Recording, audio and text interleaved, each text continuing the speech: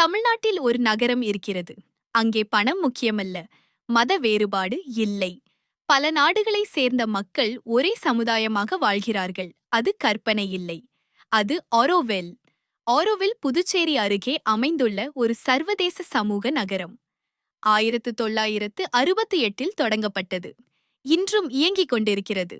உலகின் பல நாடுகளைச் சேர்ந்த மக்கள் அமெரிக்கா, பிரான்ஸ், ஜப்பான், ஆஸ்திரேலியா உள்ளிட்ட 60க்கும் மேற்பட்ட நாடுகளில் இருந்து வந்தவர்கள் அங்கே ஒன்றாக வாழ்கிறார்கள்.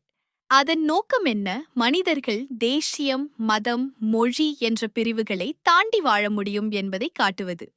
அங்கே இருக்கும் மிக முக்கியமான இடம் மேட்ரிமண்டர், ஒரு பெரிய தங்க நிற அமைப்பு. ஆனால் அது கோவில் அல்ல, தியானம் மற்றும் அமைதிக்காக உருவாக்கப்பட்ட இடம்.